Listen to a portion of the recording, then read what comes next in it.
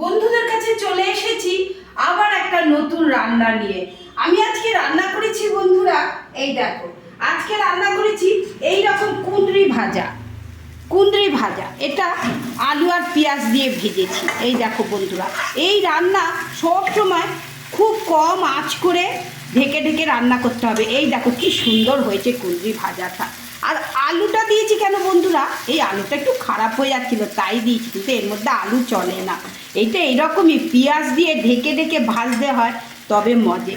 আর রান্না করেছি আমি, এই দেখো বন্ধুরা, এই দেখো এই রকম বড়ি দিয়ে আলু দিয়ে আমি করেছি মাছের ঝোল আজকে। এই বড়ি আলু দিয়ে মাছের ঝোল এক কথায় সত্যি বলতে, এই দেখো এই দেখো এই রকম বড়ি আলু দিয়ে আমি মাছের ঝোল, সব উঠছে না, এই দেখো আবার একটা ডিম উঠেছে, মাছের ডিম। এই রকম বড়ি আলু দিয়ে আর ধনে পাতা দিয়ে শীতকালের মাছের ঝোল বন্ধুরা খেয়ে দেখবে। এর মধ্যে আমি জিরে ধনে আর শুধু শুকনো লঙ্কা বেটে দিচ্ছি। আমি গুঁড়ো লঙ্কা খাই না বন্ধুরা, আমি সবসময় শুকনো লঙ্কা বেটে খাই। সেজন্য এটা একটা আলাদা স্বাদ। বেগুন আলু ধনে পাতা বড়ি দিয়ে আজকে আমার কাতলা মাছের ঝোল। বন্ধুরা বানিয়ে খেয়ে দেখবে, সত্যি খুব ভালো লাগে, খুব হালকা অথচ খুব সুন্দর খেতে হয়।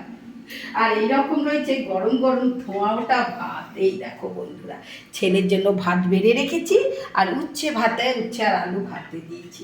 আজকের আমার রান্না বান্না।